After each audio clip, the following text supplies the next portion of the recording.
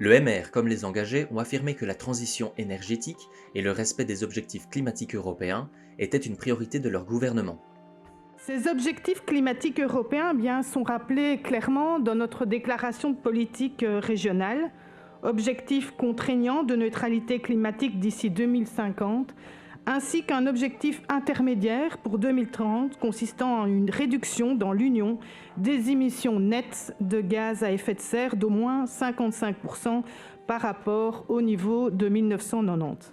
Ces propos ont semblé un peu irriter l'opposition, opposition déjà bien fatiguée après un discours de Delimont qui a duré une petite heure et qui portait sur l'état de la Wallonie. Donc mesdames, messieurs les députés, permettez-moi au nom du gouvernement de vous présenter un bilan non exhaustif, bien entendu, sur l'état de la Wallonie. Cet exercice n'ayant pas été réalisé l'année dernière, malgré l'obligation parlementaire, je serai certainement peut-être long par moment. Écolo a estimé que cette mesure était un leurre. Pourtant, la Wallonie n'a toujours pas mis en œuvre son plan Air-Climat-Énergie 2030. En d'autres termes, à moins de 6 ans de cette échéance de 2030, nous naviguons encore à vue. Et dans ce flou stratégique, aujourd'hui, vous nous proposez de transposer l'extension du système d'échange de quotas d'émissions, le TS2, au secteur du bâtiment et du transport routier. Il a rappelé que le gouvernement a récemment adopté des politiques allant à l'encontre des objectifs climatiques. Pendant ce temps, que fait votre gouvernement, Madame la Ministre? Il réduit les primes à la rénovation, il désinvestit dans les transports en commun et la politique vélo, il défenestre le budget consacré à la biodiversité, il recule sur les ambitions et il persiste dans la dépendance aux énergies fossiles. Le PTB a rappelé que le MR avait refusé de taxer les jets privés plus fortement, alors que l'ONG Oxfam a montré que les 1% les plus riches polluaient 15 fois plus que les personnes aux plus faibles revenus. Et cette pollution excessive est entre autres due aux jets privés. Le PTB a appuyé ses propos avec une enquête de la RTBF qui révèle qu'en Belgique, en un an, 42 jets privés réalisaient 8518 trajets très courts à eux seuls. Des vols comme Bruxelles-Courtrai ou encore Liège-Maastricht, effectués à de nombreuses reprises. Le PS a déploré la lenteur du gouvernement wallon pour son plan Air-Climat-Énergie 2030. Selon lui, l'absence de ce plan empêche d'avoir une vision claire de la stratégie à adopter pour atteindre les objectifs cités. Il estime aussi que ces nouveaux quotas seront inutiles seuls. Ce qui est sûr en tout cas avec ce système de tarification du carbone, c'est que ça ne va pas magiquement réduire nos émissions tout seul. On ne va pas réduire les émissions liées à la mobilité en Belgique juste en mettant un prix sur le carbone. Il faut en même temps développer des pistes cyclables pour que les gens puissent se déplacer avec de la mobilité douce. Il faut adapter les offres des transports en commun. Il faut développer les services de voitures partagées, de covoiturage. En fait, c'est tout un mix de mesures qui doivent être mis en place. Et le marché du carbone peut s'intégrer là-dedans, mais pas seul. À cet égard, la priorisation et la mise en œuvre du plan Air-Climat constituent un levier essentiel dans cette transition.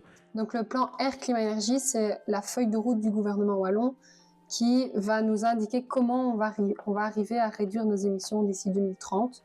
Et donc c'est un plan wallon qui s'intègre dans un plan national qui est rendu à la Commission. Alors, la partie wallonne est finalisée depuis 2023, mais le plan national dans lequel cette partie wallonne s'intègre devait être rendu en juin dernier, mais n'a pas encore été rendu à la Commission.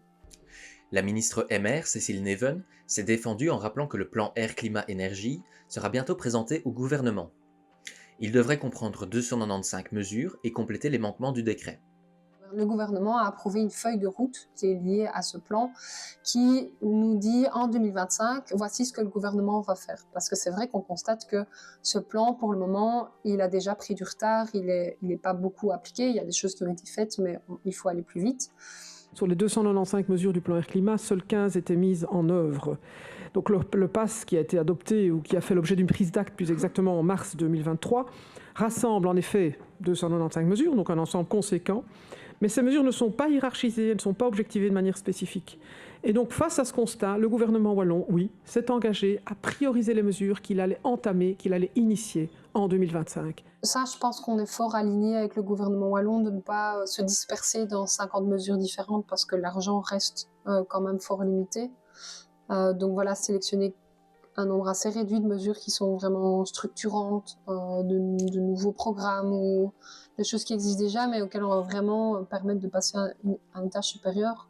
Mais aujourd'hui, là, force est de constater qu'effectivement, on n'observe pas des mesures fortes qui sont prises dès maintenant. Effectivement, il y a beaucoup de déclarations qui sont faites, des choses qui sont très positives à entendre, d'une volonté de chiffrer plus, de budgétiser, de planifier. Mais par contre, maintenant, on attend du plus concret. Donc c'est un gouvernement wallon qui est en place depuis déjà presque 1 an. Donc c'est normal, il faut du temps pour prendre ses marques. Et donc on attendait vraiment avec beaucoup d'impatience cette feuille de route qui pouvait vraiment faire bouger les choses et avancer. Mais force est de constater qu'elle reste très floue.